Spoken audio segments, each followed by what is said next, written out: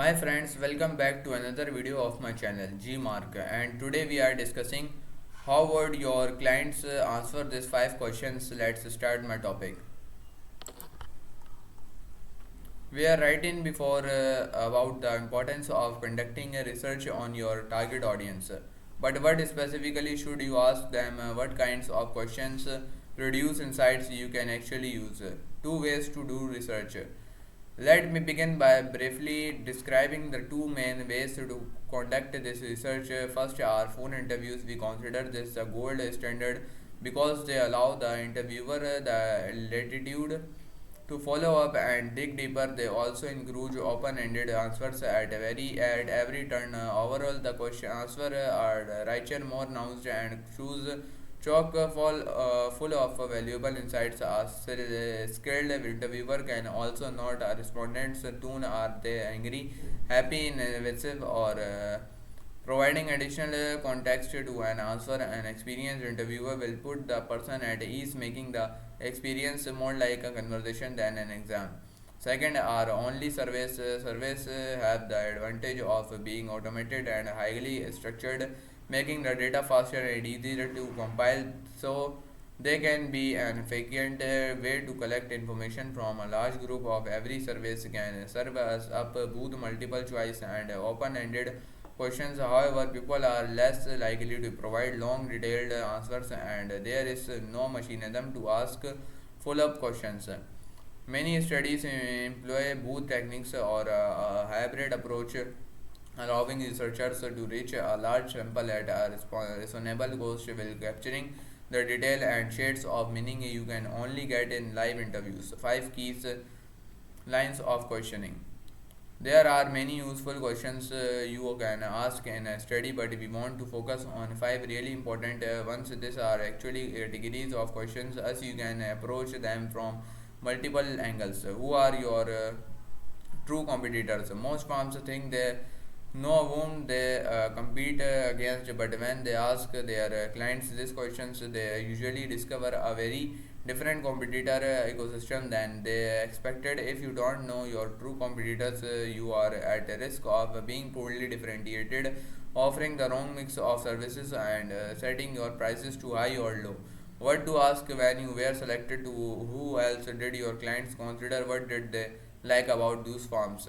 How and where do they learn about the kinds of problems you solve? Through leadership or visible expertise in is one of the most important ways a firm can drive interest in and loyalty to your firm. But to gain traction, you have to write and speak to the right people in the right places. They look for expertise like yours, and where are those research can provide answers. What to ask? What business publications and business websites do they read? What industry experts do they follow, and where what events do they attend? How do they select a farm like yours? Buyers don't make large purchases on a whim. They are usually looking for specific things as well as signals that our farm will be a good fit.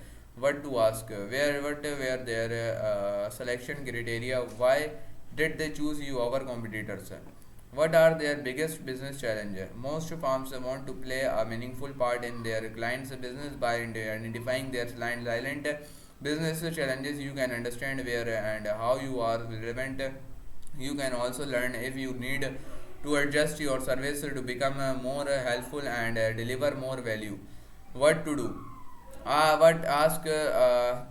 What are their top business challenges? How relevant are your services to addressing these challenges? What they recommend you? Seeing Fire Fred Richland after first introduced the concept of Net Promoter Score in 2003, companies of all types have used this single question to ensure customer loyalty. It is a useful tool any professional services firm can use to gauge overall client experience. What to ask? How likely on a 0.10 scale are they likely to recommend you? Who should conduct a research? Why will you may be tempted to conduct research like this yourself? That approach has significant drawbacks.